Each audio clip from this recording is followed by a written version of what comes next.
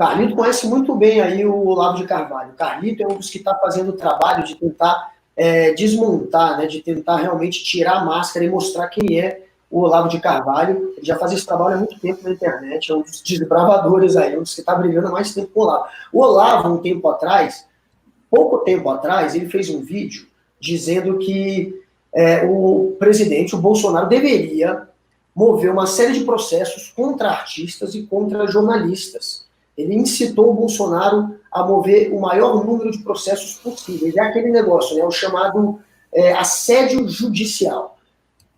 Bom, Carlito, você acha que o Bolsonaro está agindo dessa maneira, o governo está agindo dessa maneira em acordo ou para satisfazer um pouco os desejos também do Olavo de Carvalho? Como é que é essa ligação do Olavo? Por que o Bolsonaro é tão pau-mandado do Olavo de Carvalho? A classe jornalística é um grande inimigo do Brasil, porque ela está identificada com o Foro de São Paulo, trabalha para o Foro de São Paulo. Eu pergunto assim, quantos processos estão rolando contra jornalistas mentirosos? Você vai ver nenhum. Então, xinga os caras, mas não faz nada contra eles. Por que o presidente era assim? É porque ele não tem respaldo, ele não tem uma militância organizada trabalhando para ele. Se tivesse, por exemplo, nós já teríamos uma equipe de 100 advogados fiscalizando o que esses jornalistas fazem e processando um por um. Ele mentiu contra o governo, processa em cima de você. É uma maneira mais simples de lidar com isso. Mas note bem, eu estou falando isso desde o começo da década de 90. Falei 1000 vezes para os militares. Vocês estão deixando esses camaradas mentirem contra as Forças Armadas. Não pode deixar. O sujeito mentiu contra as Forças Armadas, você tem que meter um processo nele. Desde o começo da década de 90. Daí as pessoas dizem, mas não adianta processar porque não dá nada. Escuta, meu filho, o processo não vale pela sentença final do juiz, mas pelo próprio processo. Eu já sofri processo do qual eu fui absolvido, o processo acabou com a minha vida. Então, processo, ele é uma arma para você amarrar a mão do seu inimigo. Não é para meter na cadeia. Às vezes você não consegue meter na cadeia. Mas, se um desses jornalistas tiver 20 ou 30 processos para responder, ele está lascado. Na verdade, acho que o Bolsonaro é pau-mandado de qualquer um, né? O Olavo de Carvalho foi aquele que, talvez por ser visto aí por alguns como um guru, um intelectual, ele aproveitou também a onda, que eu vou chamar de conservadora porque eles chamam de onda conservadora, mas o conservador bolsonarista brasileiro não tem nada de conservador.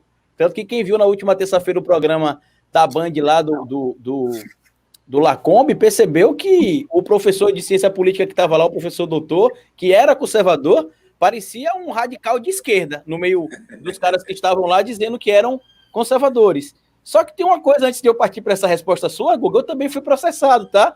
Mas não foi pelo Bolsonaro, não, foi pelo Carlos Jordi. E aí você vai me perguntar, qual foi o crime que eu cometi? Nenhum. Eu basicamente li uma reportagem do Globo que dizia que o pai do Carlos Jordi era assessor parlamentar do doutor Serginho, deputado estadual pelo Rio de Janeiro, que é amigo do Carlos Jordi e que foi apoiado pelo Carlos Jordi. E que, segundo alguns especialistas, eles podem interpretar esse cargo lá dado ao pai do Carlos Jordi como sendo uma espécie de favor, uma espécie de nepotismo cruzado. Tem até um especialista chamado doutor Peixinho, que é aí do Rio de Janeiro, que ele explica que pode sim haver ali essa relação. E o Carlos Jordi, esse pessoal que defende a liberdade de expressão do governo Bolsonaro, eles foram e me processaram pedindo para tirar o vídeo do ar. No caso do Bolsonaro em si, ele precisava de uma base, entre aspas, técnica e intelectual para validar o discurso dele. E ele achou isso na figura do Olavo, que já tinha uma legião de seguidores da sua seita, porque o que o Olavo de Carvalho tem no Brasil, junto com o governo Bolsonaro, não pode ser chamado de outra coisa a não ser uma seita. E o que a gente está vendo é isso aí, esse desastre que é anunciado há muito tempo. Hoje eu tenho visto, inclusive, alguns artistas se pronunciando aí, dizendo que estão arrependidos de terem votado no Bolsonaro, que pensaram que seria um Brasil diferente com o Bolsonaro. A vontade que eu tenho de perguntar a esses artistas, a essas personalidades, em que local do planeta eles estavam vivendo? Eles estavam no meio da mata? Onde é que eles estavam? Porque Bolsonaro é assim desde 89, quando ele tentou, por exemplo, antes de ele se eleger deputado lá no final da década de 80, e quando ele armou aquele atentado terrorista lá no Rio de Janeiro, entre 86 e 87, se não me engano, quando ele, de próprio punho lá, fez um plano para poder explodir uma adutora, porque queria aumentar o salário dele. Então, não tem uma justificativa. O que é que o Bolsonaro fez, Guga, como deputado durante 30 anos, quase?